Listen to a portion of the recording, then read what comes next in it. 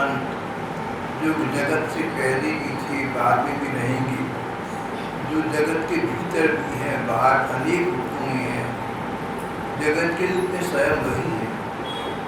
उन्हीं भगवान को मनुष्य का स्वरूप धारण करने के कारण यशोदा जी पुत्र समझकर रस्सी से दुखन में ठीक वैसे बांधने लगी जैसे कुछ साधारण बालक को माँ बांध। भैया अपने उद्यमी और डटखट लड़के को रस्सी से बांधने लगी तो रस्सी 2 अंगुल छोटी पड़ गई, लगभग 2 सेंटीमीटर छोटी पड़ गई। भैया ने दूसरी रस्सी लाकर उसमें जोड़ी, वह भी छोटी पड़ गई और जोड़ी। इस प्रकार वे जो रस्सी लाती और जोड़ती गई, जो जोड़ने पर वे सब छोटी पड़ती गई। यशोदा जी ने घर की सारी रस्सियां जोड़ डाली पर भगवान की बाधन अवसर। गोपीना सुस्मयिता स्मयंती विस्मिता भवति, गोपीनाम सुस्मयंतीनाम स्मयंती विस्मिता भवति। यशोदा जी की इस विफलता पर गोपियां मुस्कुराने लगी। सब यशोदा जी मुस्कुराई, यशोदा जी मुस्कुराई। उनमें क्रोध नहीं था, वो तो बच्चे को अनुशासन सिखाना चाहती थी, इसलिए क्रोध का अभिनय कर रही थी, रस्सी से बांधने का अभिनय कर रही थी। गोपिकाएं मुस्कुराई तो उनको क्रोध नहीं आया, वो स्वयं मुस्कुराई। श्री कृष्ण ने देखा मेरी माँ का शरीर प्रस्वेद कणों से लथपथ हो गया, चोटी में गुथली मालाएं गिर गई हैं, वे भागते भागते पकड़ते पकड़ते बहुत थक गई। तब कृपा करके वे स्वयं ही माँ के बंधन में बंध गए। दृष्टा परिश्रम कृष्ण कृपया सिद्ध सबंधन।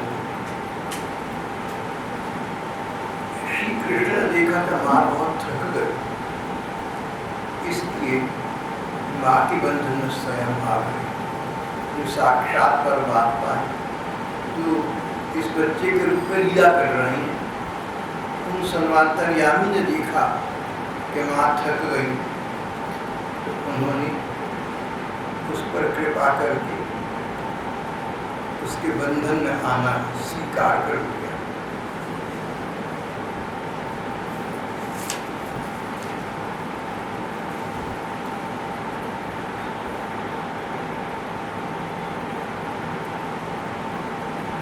भगवान कृष्ण तो स्वतंत्र हैं, ब्रह्मा इंद्र आदि के साथ ही संपूर्ण जगत उनके वश में है। फिर भी इस प्रकार बंध कर उन्होंने संसार को ये बात दिला दी कि मैं निर्बंध होने पर भी अपने प्रेमी जनों के वश में रहता हूँ। स्ववशी नापि कृष्णेन यस्येदं शेखरं भजे।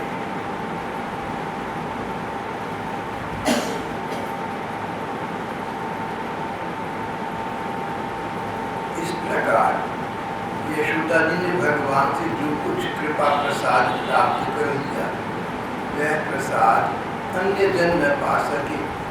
ब्रह्मा जी भगवान के पुत्र हैं, शिव जी तो भगवान का स्वरूप ही है और उनके हृदय में श्री लक्ष्मी जी अर्धांगिनी रूप में निवास कर रहे हैं।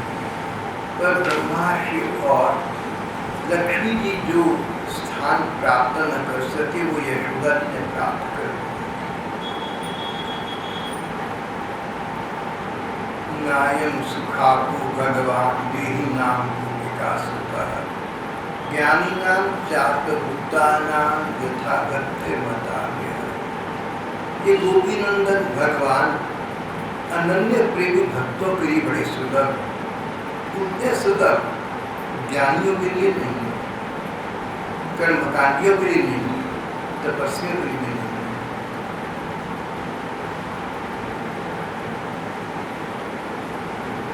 इसके बाद यशोदा जी तो घर के काम धंधों में उलझ गई और पोखर में बंधे हुए भगवान श्याम सुंदर ने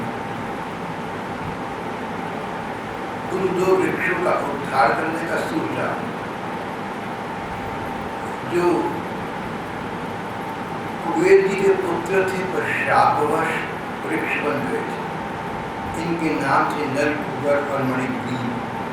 इनके पास धन था, सौंदर्य था, ऐश्वर्य की पूंजा थी, पर घमंड में इन्होंने अपराध ऐसा कर दिया कि शापवश इन्हें वृक्ष बनना पड़ा।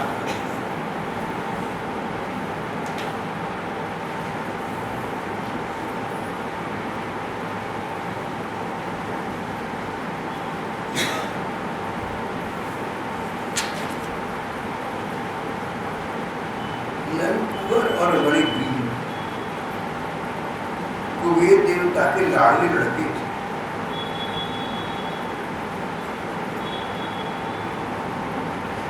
इनका घमंड बहुत बढ़ गया। एक बार नारद जी को आते देखा तो उनको देखकर उनका कुछ सम्मान नहीं किया, मानो देखा न हो इस प्रकार उनका तिरस्कार किया। नारद जी को पुरस्कार तिरस्कार से देना नहीं होता, पर इनका कल्याण करने के लिए नारद जी ने इनको फटकारा, इन्हें प्रताड़ना दी। नारद जी ने कहा, मणिग्रीव और नलकुबर, जो लोग अपने सांसारिक सुखों का भोग करते हैं, धन संपत्ति के नशे में फंसे रहते हैं, उनको ये नहीं पता लगता ये सब चीजें वास्तविक नहीं है, समाप्त हो जाने वाली है।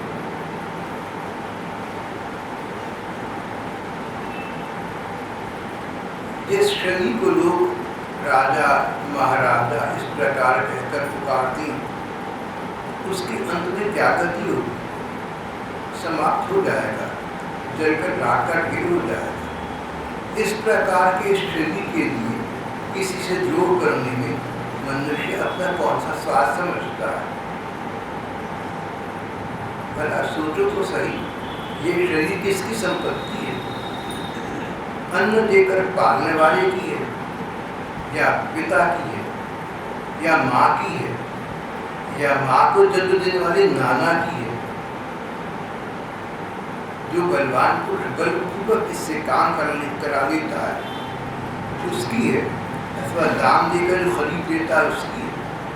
चिता की जिस धरती आग में जलकर राख हो जाएगा उसकी है। ये शरीर किसकी संपत्ति है?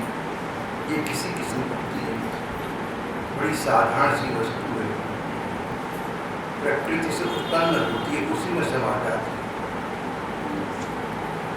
जो मूर्ख अभिमान से अंधे हो रहे हैं, उनको ये बात समझ नहीं आती।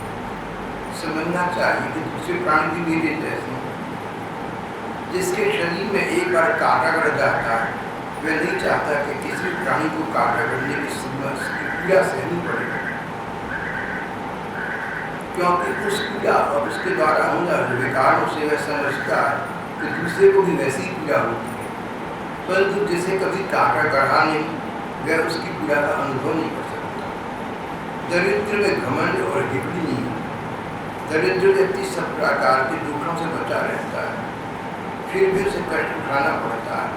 वह कष्ट उसके लिए प्रकार की तपस्या है, जिसे प्रतिदिन भोजन के लिए अन्न जुटाना पड़ता है।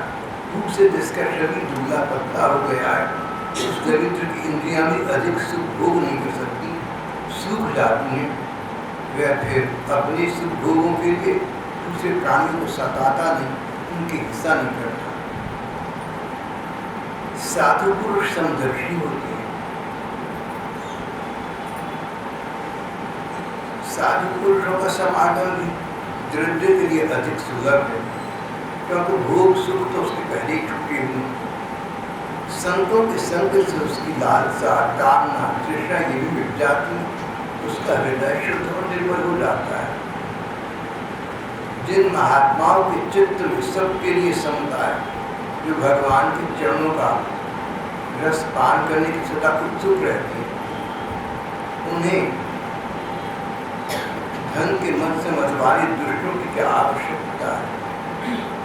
तुम दोनों यक्ष मदिरा पान करके अभिमान में अंधे हो रहे थे, इतना अनर्थ हो गया।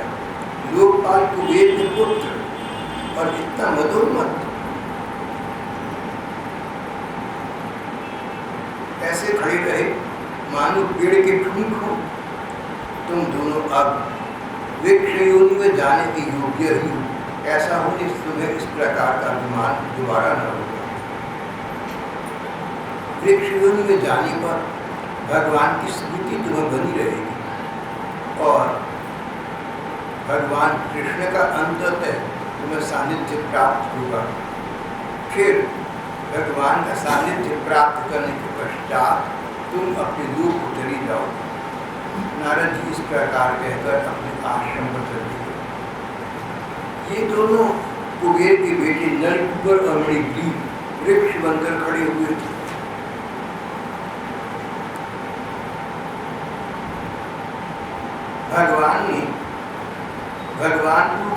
भगवान रस्सी से बंध गए थे। दोनों वृक्षों के बीच में घुस गए। वे तो दूसरी ओर निकल गए, परंतु उखल टेढ़ा हो गया, अटक गया। दामोदर भगवान जिनके कमर में रस्सी बंधी हुई है, उन भगवान ने चमत्कार किया। उनकी कमर में रस्सी कसी हुई थी। उन्होंने अपने पीछे ढुढ़कते हुए उखल को जो ही तनिक जोर से खींचा, त्यों ही पेड़ों की सारी जड़ें उखड़ गई। एक बच्चे ने उखल दो पेड़ों के बीच अटक गया था, उसको खींचा तो रस्सी नहीं टूटी, उखल नहीं टूटा, दो पेड़ गिर गए। एक विचित्र बात हुई, चमत्कार हो गया। श्री कृष्ण का तनिक सा जोर लगते ही पेड़ों के तने, शाखाएं, डालियां सब ऊपर नीचे तड़तड़ाते पृथ्वी पर गिर पड़े। दोनों वृक्षों में से दो महान पुरुष निकले। उनके चमचाते सौंदर्य से दिशाएं दमक उठी। ये दोनों नलकूबर और मणिग्रीव कुबेर के बेटे थे। भगवान का सामीप्य प्राप्त होने से अब इनकी इस वृक्ष योनि से मुक्ति हो गई। उन वृक्षों से बाहर निकले। दोनों ने भगवान कृष्ण को प्रणाम किया। नमः परम कल्याण, नमः परम मंगल, वासुदेव शांताय यदुनाथपतये नमः। दोनों ने भगवान को प्रणाम किया, उनके चरण मस्तक टिका दिया, उनकी स्तुति। भगवान आपको नमस्कार है, नमस्कार है। आप सबके हृदय में विहार करने वाली हैं। यदुवंश शिरोमणि श्री कृष्ण आपको नमस्कार। वासुदेवाय शांताय यदुनाथपतये नमः। ये अनंत, हम आपके सेवकों के सेवक हैं, ये सत्य आप स्वीकार करें। भगवान आप इस बात को मान्यता प्रदान करते, रिकग्नाइज करने, इस बात को स्वीकार करने के हम आपके सेवकों के भी सेवक हैं। हम आपके योग्य नहीं। आप हमें अपना प्रेम प्रदान करें, ऐसा कहने के हम योग्य नहीं।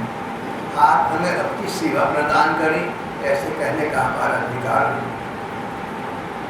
हम आपकी सेवा में रहें, ये भी नहीं कह सकते, पर आपके सेवकों के सेवक, उनके सेवक हम बन जाएं, बस इतना चाहिए। आपके दासानुदास बन जाएं। हम आपके दासानुदास बन गए हैं, इस तथ्य को आप स्वीकार कर लीजिए। भगवान हम आपसे एक कामना रखते हैं, हमारी वाणी आपके गुणों का गान करती रहे।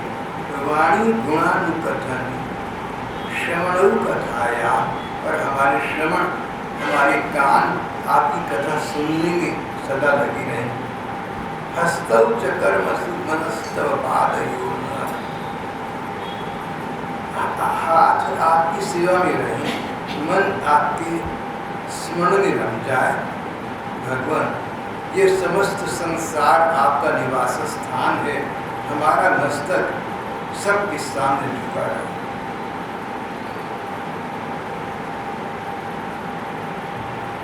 नारद जी ने शाप देकर हमारे पर अनुग्रह किया। आज हमें आपका कृपा प्रसाद प्राप्त हुआ है।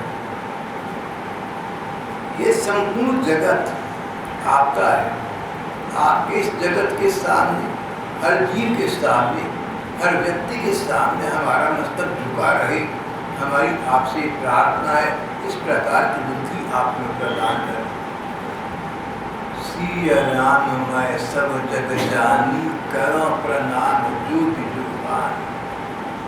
भगवान जीव मात्र में निहित है, ये सोचकर उन भगवान की सत्ता को हर जीव के रूप में प्रणाम करें।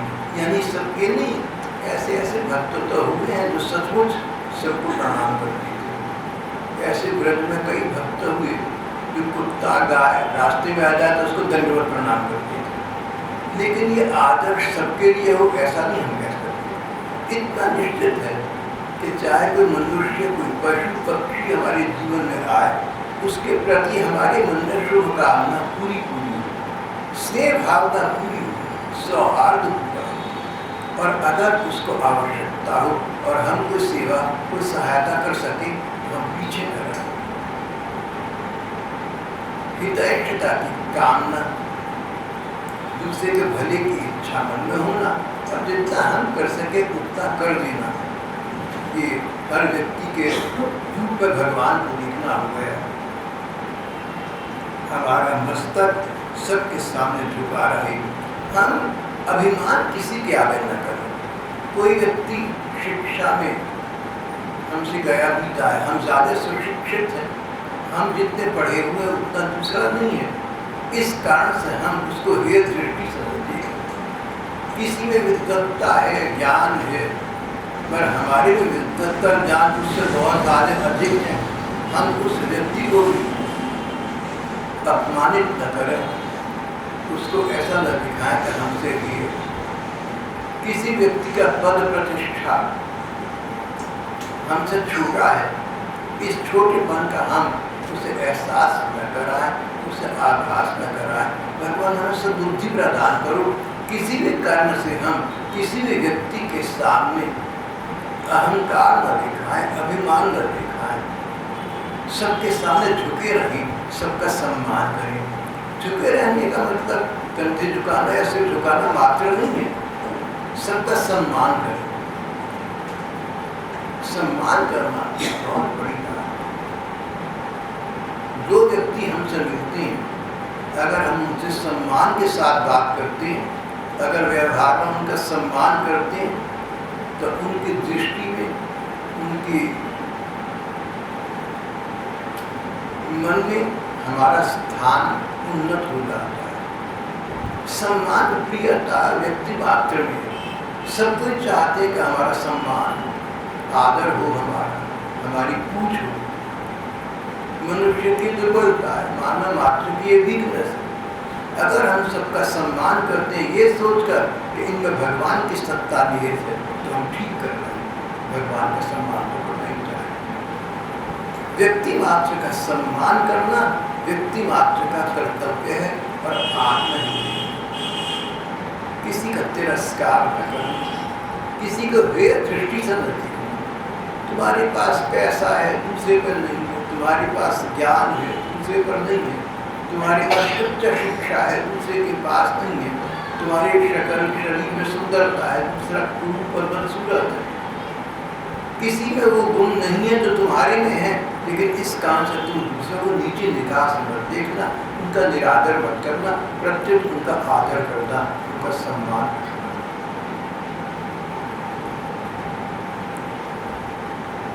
कहीं कोई मिल जाए तो उसको ये प्रतीक्षा न करना कि वो हमें नमस्ते राम राम करेगा तो हम बदली में करेंगे, पहले ही प्रणाम करेंगे। सबका सम्मान रखना, इसका अर्थ ये हुआ कि हम सबकी आत्मा के रूप में अपने परमात्मा का ही दर्शन करते हैं। हम अपने भगवान को जीव मात्र में ये तो देखते हैं, इसका क्या प्रमाण है हमारे पास। कहना आसान होता है, करना कठिन होता है। हम सब भगवान को देखते हैं, इसका प्रमाण ये कि हम सबके सामने निरभिमानी रहते हैं, अमानी रहते हैं। दूसरा हमारा मान न करे लेकिन हम उसका सम्मान करते हैं, दूसरा वैर करे हम प्रेम करते हैं, दूसरा घृणा करे हम उसके साथ अच्छा व्यवहार आदर का व्यवहार करते हैं। कोई कैसा करे, कोई कैसा भी हो, हम अपनी ओर से सबके साथ स्नेह सम्मान का व्यवहार करें, ये सोचकर कि ये भगवान का बनाया हुआ है। भगवान के नाते इसके साथ हमारा संबंध है। वाणी गुणानुकथने श्रवणं कथायां हमारी वाणी भगवान की कथाओं का गान करती रहे। हम बात करें तो भगवान के विषय में, भगवान की प्रशंसा के विषय में करें। किसी की बात सुने तो भगवत परक बात सुने, भगवान की लीला सुने, भगवान की कथाएं सुने। कानों की सार्थकता भगवान की वार्ता श्रवण करने में है, जिह्वा की सार्थकता भगवत चर्चा करने में है। हाथ तभी सार्थक हो जब भगवान की सेवा में लग जाए। और सर्वोपरि बात मन, जिसका तन अनुगामी है, हमारा मन भगवान में लगा है। हमारा मस्तक सबके सामने झुका रहे। और संतन जो आपके प्रेमी जन है, उनके हमारी आंखें दर्शन करती हैं। तो भगवान के प्रेमी जनों के हम दर्शन करते हैं। इसका अर्थ ये हुआ, भगवान के प्रेमी जन जिनमें भगवान का निवास है, जिनके हृदय में भगवान का मंदिर है। तो संतों का दर्शन करने का अर्थ ये नहीं लगाना कि हम नंदी बनकर 24 घंटे सामने हाथ जोड़े खड़ी रहें। संतों के दर्शन हर समय करने का अर्थ ये हुआ, हमारी आंखें उनके दर्शन करती रहीं। जहाँ संत जनों से हमारा समागम हो, हम उनमें भगवान की सत्ता को समझ जाए। भगवान इनके हृदय में निवास करते, इनके मन में भगवान के प्रति प्रेम है, इस बात को न भूलना। जो सच्चे संत जन हैं उनकी बात हो रही। आजकल ऐसा युग चल रहा है कि कई संत नजर आते हैं, होते नहीं। ये तो फिर एक अलग बात, ये तो युग धर्म हो गया। बहुत से लोग देखने में, बातचीत में, व्यवहार में अच्छे होते हैं, लेकिन मन में अच्छे नहीं होते। ये बात तो हो गई, तो अलग बात है, तो सारा दिन बातें चलती रहती है, आप कुछ सुनते रहते हैं। यहाँ तो बात है जो सच्चे संत हैं, सचमुच भगवान के भक्त हैं, उनके द्वारा आपका नुकसान नहीं होता। अगर सच्चे संत हैं और हमारी उनमें श्रद्धा है कि सच्चे संत, संत सचमुच संत यानी भगवान का प्रेम, जो भगवान से प्रेम करता हो और हम ऐसा मानते हो, हमारा ऐसा मन कहता हो कि भगवान का प्रेम है, तो इस प्रकार के सच्चे संत हमारा आपका नुकसान नहीं कर सकते, किसी प्रकार का बुरा सोच नहीं सकते। करेंगे तो क्या? संतों पर इस प्रकार की भगवत प्रेमी जनों पर श्रद्धा वाले रखना। अगर संत हैं तो संत समझकर किसी असंत के को चक्र में न फंसना। हम तो समझे कि संत है, उसकी बाहरी बातों में आ जाएं, लेकिन उसके मन में संताई ना हो, भगवत प्रेम ना हो, वो कोई गलत बात कर रही तब तो बात नहीं चलती, बात ठीक नहीं। लेकिन अगर कोई व्यक्ति सचमुच भगवान का प्रेमी है और हमारा मन सचमुच ऐसा मानता है, तो व्यक्ति हमारी ये संत है। नहीं तो संत होने पर भी हमारी ये संत नहीं। अगर कोई संत है पर हमारा मन नहीं मानता, तो उनके संत, हमारा मन नहीं मानता, हमारी ये संत नहीं। और अगर हम किसी सच्चे संत में श्रद्धा रखते हैं, मानते हैं कि उनमें संताई है, तो उनके संपर्क से हमारी हानि होना तो बहुत दूर की बात है। लाभ ही लाभ होगा, इस जीवन में लाभ होगा, भविष्य में लाभ होगा, मृत्यु के पश्चात भी लाभ होगा। संत जनों के समागम का, संत जनों के संपर्क का, संत जनों की कृपा दृष्टि का ये लाभ है जो अन्यत्र प्राप्त नहीं हो सकता। मृत्यु के पश्चात लाभ होगा। शरीर चला जाएगा, दग्ध हो जाएगा, राख बन जाएगा, गंगा जी में प्रवाहित हो गया, यमुना जी में प्रवाहित हो गया, बात समाप्त हो गई। लेकिन शरीर चला गया, जीवात्मा तो बना रहा, जीवात्मा तो कहीं ना कहीं होगा। अगर अगला जन्म मिल गया तो जीवात्मा किसी योनि में होगा। जिस व्यक्ति के आज मृत्यु हो गई, उसकी आत्मा या तो कोई अगला जन्म लेगी किसी योनि में, और या भ्रमण कर रहे जो प्रतीक्षा में कल समय आए और योनि प्राप्त होता है। जो भी हो, अगर संत जनों से हमारा संपर्क है तो मृत्यु के पश्चात जो व्यक्ति जहाँ है वहीं पर संत जनों का कृपा प्रसाद उसे प्राप्त होता है। श्रीमद् भागवत की ये बात बहुत आश्वासन देने वाली। संत आपका प्रत्यक्ष मंदिर है, हमारी आंखें उनके दर्शन करती हैं।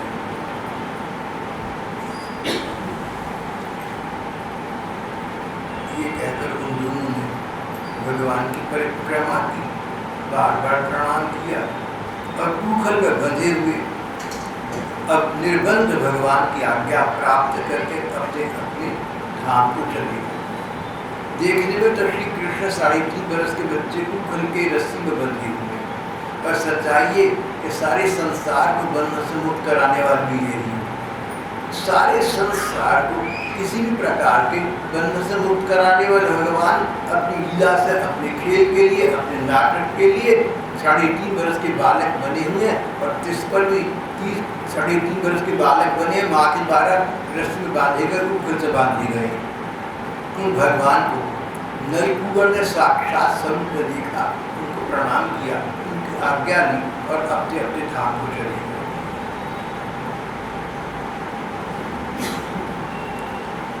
वृक्षों के गिरने से भयंकर शब्द हुआ था। सब लोग भयभीत होकर वृक्षों के पास गए, वहां देखा वृक्ष गिरे पड़े हैं। समझ आया तो वृक्ष कैसे गिर गए। कोई बहुत भयंकर आंधी तूफान और बुढ़ापुर आना वृक्ष गिर जाए तो समझ आता है, पर 2 वृक्ष हरे भरे, कोई आंधी नहीं, कोई तूफान नहीं, कोई कारण नहीं है, तो गड़गड़ाहट की आवाज आई, दोनों गिर पड़े। आवाज इतनी भयंकर मानो कहीं जोर की बिजली गिरी हो।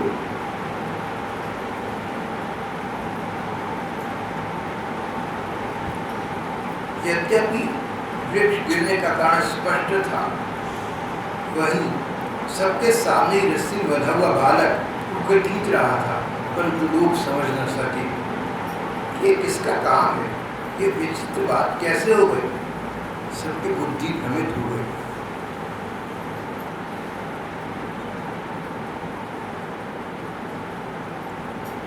कुछ बालक पास में खेल रहे थे, उन्होंने कहा इसी कन्हैया का तो काम है, ये दोनों वृक्षों के बीच में से होकर निकल रहा था, ऊपर तिरछा हो गया, दूसरी ओर से इसने इसको खींचा, वृक्ष गिर पड़ी। हमने तो इन वृक्षों से निकलते 2 पुरुष भी देखे हैं, परंतु बड़े गोपों ने इन 2 बालकों की बात का विश्वास नहीं किया। बोले छोटा सा बच्चा इतने बड़े वृक्षों को उखाड़ डाले, ये कैसे हो सकता है। किसी किसी के हृदय में इन्हीं भगवान कृष्ण की, इन बाल भगवान की कुछ पूर्व चमत्कारी लीलाओं का स्मरण भी हुआ। नंद बाबा ने देखा तो उनका प्राण से प्यारा बच्चा रस्सी से बंधा हुआ ऊपर घसीटता जा रहा है। वे हंसने लगे और गलती से जाकर उन्होंने रस्सी की गांठ खोल दी। अब भगवान स्वतंत्र हो गए। सबको स्वतंत्रता प्रदान करने वाले भगवान इस प्रतीक्षा थे मुझे कोई रस्सी से, मुझे कोई बंधन से मुक्त करे। नंद बाबा ने देखा, जल्दी से आकर उन्होंने रस्सी की गांठ खोल दी। बाबा हंस पड़े थे। कहीं कन्हैया ये न सोचे कि माँ ने बांध दिया, अब पिता कहीं पिटाई करेगा, डर जाए बच्चा। इसलिए बाबा पास मुस्कुराते हुए पहुंचे, हम तुमसे प्रसन्न हैं।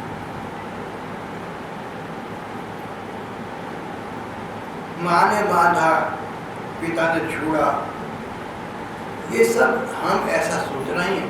सदगुरु भगवान को कौन बांध सकता है, कौन मुक्त कर सकता है। भगवान के सब कोई बंधन मुक्ति की कृपा कर रहे बाहरी लोग हैं।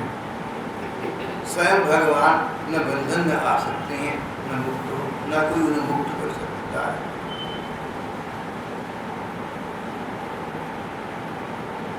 ये भगवान की मुखर बंधन या कहलाती है। भगवान की कमर में, दाम में, दोबारा कहूँ भगवान के उदर, भगवान के पेट पर माँ ने दाम रस्सी बांधी तो दामोदर उनका नाम पड़ गया। भगवान के अधिकतम नाम भगवान के जन्म के बहुत बाद भी और माता पिता के रखे हुए ऐसा भी नहीं है, भक्तों के रखे हुए। उनकी ये लीला देखी, किसी गोपी ने कही तो दामोदर है, उनका नाम दामोदर पड़ गया। बछड़ों को चराने के लिए जंगल ले गए, गौओं के पालन के लिए, किसी ने कहा गोपाल है, ये तो नाम गोपाल पड़ गया। कई गायों को बचाया जंगल में किसी कष्ट से, तो गौओं को बचाने के लिए उनका नाम गोविंद पड़ गया।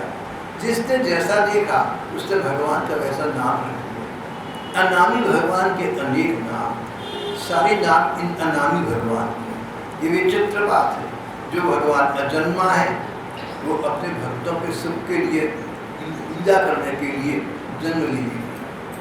नहीं तो भगवान में अंदर बाहर नहीं, का जन्म क्या होगा? कोई बच्चा जन्म लेता है, माँ के शरीर के अंदर था, बाहर आ गया, जन्म हो गया। भगवान तो किसी के अंदर बाहर होते ही, अगर है तो सब जगह एक जैसे है, फिर बाहर निकलती। भगवान का जन्म है।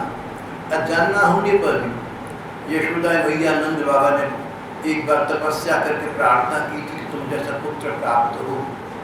उनकी प्रसन्नता के लिए भगवान ने जन्म लेने की लीला की और कृष्ण नाम से जन्म लिया। जन्म ले लिया तो भक्तों जो नाम रखे उनके अनेक नाम हो।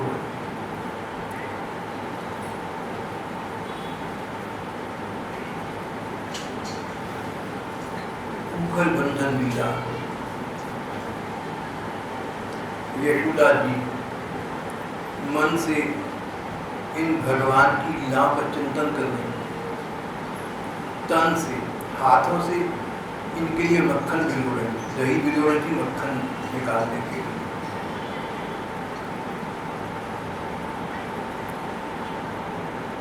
मुंह में उनके गुणों का गान कर रहे थे। उनका तन, मन, वचन, धन सब कुछ भगवान में लगा हुआ है। टीकाकार कहती हैं, टीकाकार जिन्होंने टीका की, जिन्होंने व्याख्या लिखी, किसी बात को खोलकर समझाना, इसे कहते हैं व्याख्या करना। तो भागवत की तो बहुत सारी व्याख्या करने वाले टीकाकार हैं। तो टीकाकार कहते हैं कि यहाँ हमें एक शिक्षा मिलती है। अगर हमारा सब कुछ तन, मन, धन, वचन भगवान में संयुक्त हो जाए तो भगवान हमारे पास स्वयं अपने आप आ जाती हैं। जैसे यशोदा जी की सारी बातें भगवान में तन्मय हो गई, तो सोए भगवान बिस्तर से उठे, नींद से जागे और चलते हुए माँ के पास स्वयं आ गए, माँ की गोद में बैठ गए। अगर हम मन से भगवान का स्मरण करते हैं, अगर हम भगवान में तन्मय रहते हैं, तो भगवान को स्वयं हमारे पास आने में समय लगता, विलम्ब नहीं होता। महात्मा कहते हैं अगर भगवान के विलम्ब में विलम्ब है ना, तो हमारी ओर से है, भगवान की ओर से नहीं। कौन माँ है जो बच्चे से नहीं मिल जाता? माँ की ओर से विलम्ब कैसे हो सकता है? और भगवान के लिए तो ये कहा गया हमारे श्लोक में, त्वमेव माता च पिता त्वमेव। वास्तविक माता तुम ही हो। एक माँ है जिसने हमें जन्म दिया। जब तक हम इस संसार में रहेंगे, हमारी माँ हमारी जन्मदात्री कहलाएगी। अगला जन्म होगा दूसरी किसी मैया के शरीर से होगा। पहले अनेक जन्म हुए, उसमें अन्य माता पिता, आगे जन्म होंगे अन्य माता पिता होंगे। इस संसार में जो हमारी माँ है, पिता है या थे, ये तो केवल इस समय के थे, कुछ समय के थे, न पहली थी न बाद में। सचमुच सच्चे अर्थ में पिता और माता भगवान ही है। छोटे से हल्के से इस सरल से श्लोक में बात कही गई है, त्वमेव माता, तुम ही माता हो। जो माता कहलाती है वो इस जन्म की है, पिछले जन्मों की नहीं है, अगले जन्मों की नहीं हो। तुम तो पिछले जन्मों की माँ हो, इस जन्म की भी माँ हो, अगले जन्मों की माँ भी तुम हो। त्वमेव माता च पिता त्वमेव, पिता भी तुम ही हो। सच्चे अर्थों में कहलाने वाले, सच्चे अर्थों में कहें तो पिता भी तुम हो। पिता पर भी वही बात होती है, माँ पर बात होती है। पिता का नाता जब तक ये शरीर है, जब तक ये संसार है, तभी तक का है।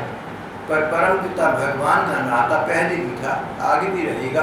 इसलिए परम पिता का स्मरण करना चाहिए, परम माता का स्मरण करना चाहिए।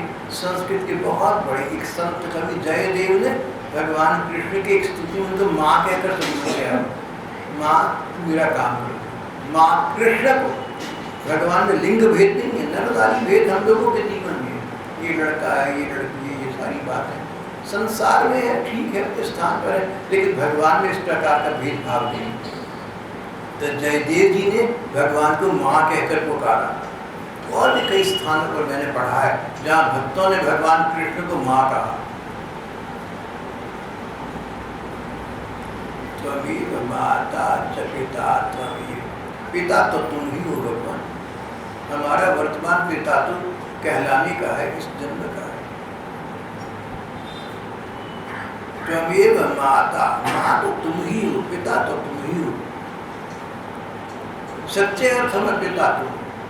देखो इस जन्म के माता पिता हैं, अच्छे बच्चे उनसे प्यार करते हैं, उनका आदर करते हैं, तो भगवान तो उनसे अधिक समय के लिए हमारी माता पिता हैं, पहले भी आगे भी रहेंगे, सदा से हैं, सदा रहेंगे, अनंत हैं, अनादि हैं। तो अगर हम इस जन्म के माता पिता से प्यार करते हैं, उनका आदर रखते हैं, तो भगवान के साथ में अनंत आदर, अनेक अनंत प्यार का व्यवहार करना चाहिए। ये तो बड़ा साधारण से गणित हो गया। 100 वर्ष के माता पिता को हम 100 प्यार करते हैं, तो 1 लाख जन्मों के माता पिता को कितना करेंगे? 100 × 1 लाख, और 1 करोड़, 1 अरब, 1 खरब, 1 नील, अनंत। ये तो शायद 10वीं के हिसाब में पहला सवाल आया करता था। एक ही सवाल था जो मेरा हल होता, जिसमें मैं पास होता था।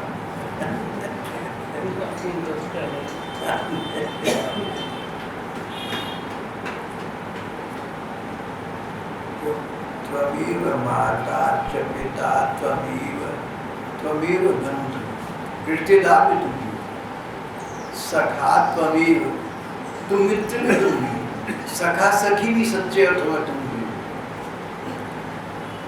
त्वमेव विद्या, वास्तविक ज्ञान विद्या भी तुम, वास्तविक धन भी तुम, द्रविण धन। त्वमेव विद्या द्रविणम त्वमेव। जब हम लोग छोटे बच्चे थे, घर में बहुत गरीबी आ गई, बहुत ज़्यादा गरीबी आ गई। फिर थोड़ा सा समय सुधरा, संभला, लेकिन पहली वाली बातें तो नहीं आ सकी। और इस दौरान पिताजी का शरीर शांत होने को हुआ, तो उन्होंने बच्चों को बुलाकर कहा कि तुम्हारे लिए तो कोई पैसा, कोई जायदाद छोड़कर नहीं जा रहा हूँ, पर एक धन छोड़कर जा रहा हूँ, वो तुम्हारा काम आएगा, सदा काम आएगा। जो लोग लाखों करोड़ों रुपया छोड़कर जाते हैं, उनके काम आए न आए कौन कह सकता है, लेकिन मैं तुम्हें ऐसा धन देकर जा रहा हूँ जो तुम्हारे काम आएगा, भगवान के नाम का धन। तुम भगवान के नाम का जप करते रहना, तुम कठिनाइयों को पार कर जाओगे, तुम्हारे में सहन शक्ति आ जाएगी, भगवान का नाम तुम्हारा कल्याण करेगा, नाम से ऊपर कुछ नहीं। बाद में पिताजी का शरीर तो शांत हो गया। मैंने देखा कि जिन उनके बच्चों ने नाम का आश्रय लिया, उनको बहुत लाभ, कम ज़्यादा तो होगा, लेकिन सभी ने भगवान के नाम का आश्रय लिया, सबको लाभ। बस एक बच्चा उनका नालायक निकला, जिसने नाम नहीं लिया लेकिन लाभ पूरा पूरा उठा लिया।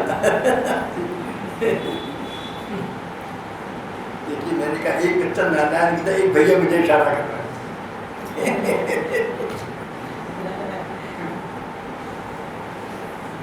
इसकी जो रोटी बंद कर सकता भाई, रोटी जैसे लेके खा ले।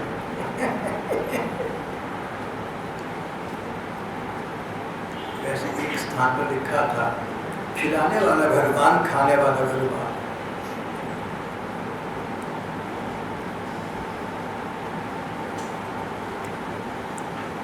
त्वमेव बन्धुश्च सखा त्वमेव, त्वमेव विद्या द्रविणम त्वमेव।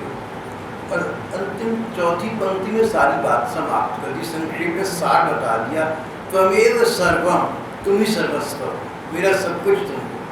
त्वमेव सर्वम मम देव देव, हे मेरे देव देव, हे मेरे देवताओं के देवता, हे मेरे मन के देवता, हे मेरे हृदय के मंदिर के देवता, तुम ही सब कुछ हो, मेरा सब कुछ तुम हो, मेरा सब कुछ तुम्हारा।